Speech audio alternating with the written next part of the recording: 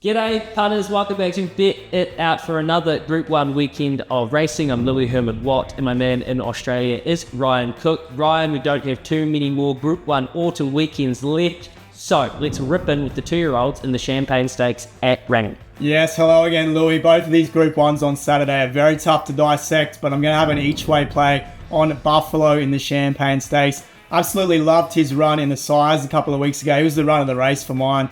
Letting rip with a really strong turn of foot down the outside to finish strongly. They get right back off the speed. They'll be very tough to hold out. I looked long and hard at Buffalo, and I think you're right, he'll love the mild. So will Within the Law, though. I think this is a fantastic filly. She had that unfortunate mishap in the slipper. She's been to the trials, went back to the races. Look at her work through the line last weekend, chasing the very good Godolphin filly home. And who would be betting against the Swedish Kiwi King of Australia, Bjorn Baker, at the moment? The guy is flying. So, Within the Law for me.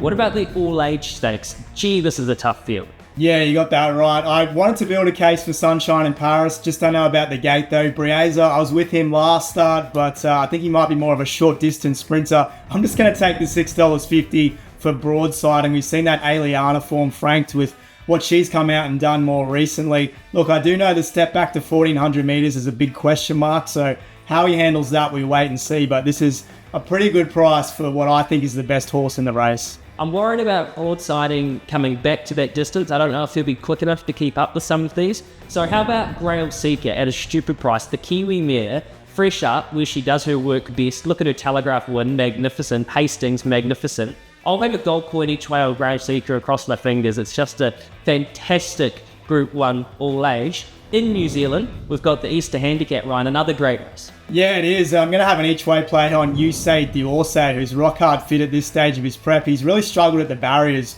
right through his campaign, but he's drawn a good gate here. I think he's going to love the mile. He ran pretty well over this distance a few starts back, and his latest effort was a narrow runner-up. So I think he's here to rock and roll, and we're getting a pretty good price. You're getting good prices, and it's a great handicap with some really interesting weights here.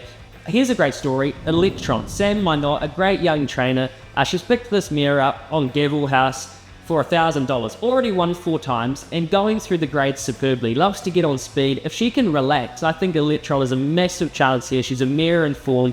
She's flying. You're getting a good price. So I think it's a great story and a great price for Electron. What's your best bet for the whole weekend, Rob?